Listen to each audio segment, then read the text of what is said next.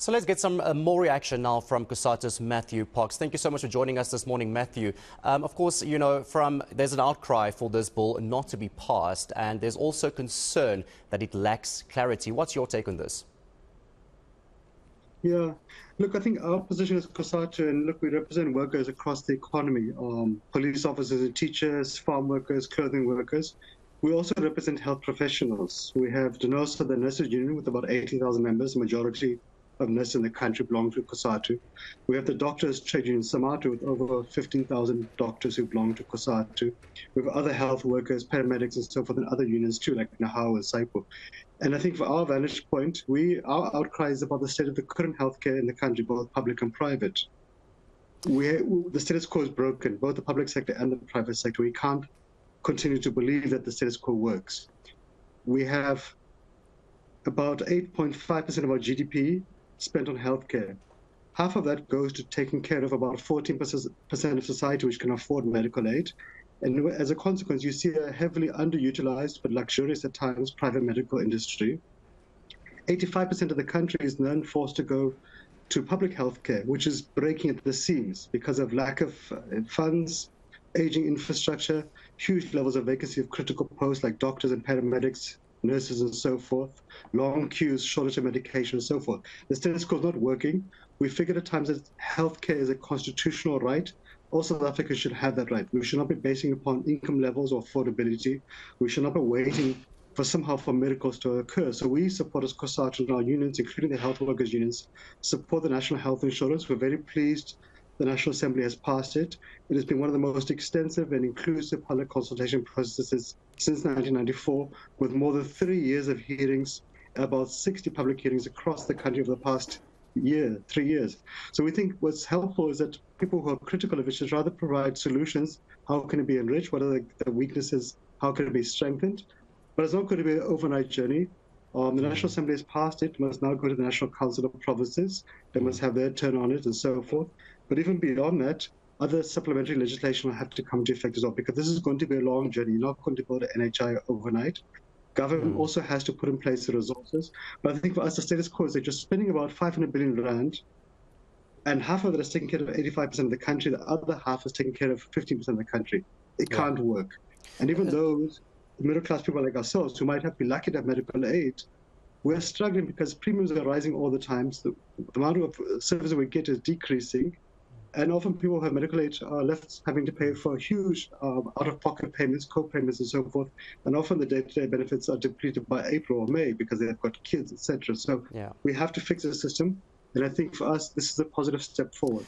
Mathew, of course, you know, we already, on paper, this bill looks good. But of course, we can't, you know, not look at the fact that our healthcare system is ailing at the moment. There's huge backlogs, especially when it comes to surgeries, and a lot of people are on waiting lists. And the same thing's happening in the UK, where we see the same bill that's not exactly working that side of the world. So how are we going to first, you know, make sure that we have all of these things in order before something like this can actually work? Because at the moment, it doesn't look very, the future doesn't look bright when it comes to, you know, having this bill implemented.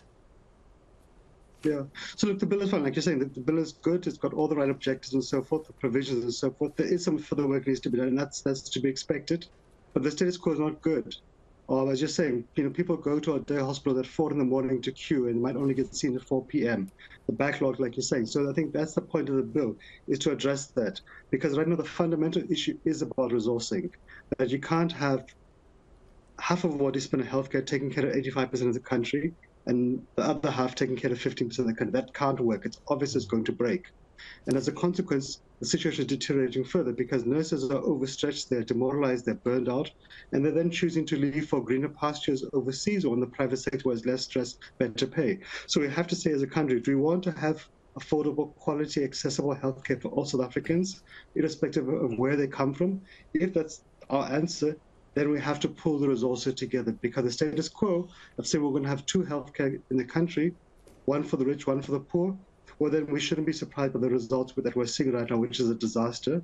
And there are positive international models. So we know there are issues in the UK for many historical reasons, but if you look at other countries which have embarked upon similar processes, whether it's in Canada, whether it's in Sweden or Norway and Finland and Denmark and so forth, there are positive examples. Obviously, our context must fix South Africa's specifics, but right now, the situation is not good. We shouldn't be proud, for example, that Cape Town is the tuberculosis capital of the world. And the sad irony is that it's not as if we don't spend enough money. 8.5% of our GDP is a huge amount of money. It's much higher than many other countries. Yet because of our inequality, the skewed inequality in how we allocate it, half for the lucky and the other half for the 85%, it's not having the results we want. And many other countries who actually spend less than us have actually achieved better results because there's a more equitable share of the resourcing. So I think for us, we have to take it one step at a time.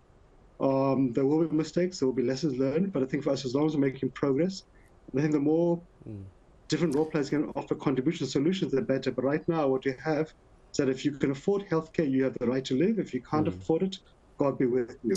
Right, Mathew, but there's also this huge concern, about an exodus of medical corporations in the country. Yeah, so medical corporations will continue to exist. All that you're going to have is a national health insurance, which is going to cover patients, and the private medical industry will be utilized.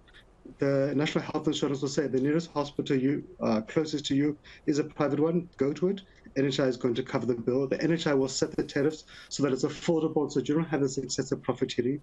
But what we've seen over the past decade is actually the number of medical aids collapsing because the private hospital industry has been extorting huge profits out of them, and they can't. The medical insurance companies themselves, private ones, can't continue to survive. Members of these medical aids themselves are buckling under ever rising, far above inflation increases every year, and yet declining services. So I think for us, the status quo is not working, and of course, we are losing skilled public servants in the public healthcare, doctors, paramedics, nurses, and other health workers all the time because the public healthcare system is battling because it's being under-resourced and overutilized. And as a consequence, we're seeing a brain drain to the private sector and overseas. So if we continue on this path, then things will get worse. But if we are able to intervene now, and we're appreciating all that is not going to be overnight again, we can fix the situation. But I think for us as a trade movement, we have to say what is the best interest of workers. And right now, we need to ensure that all workers have access to quality, affordable health care.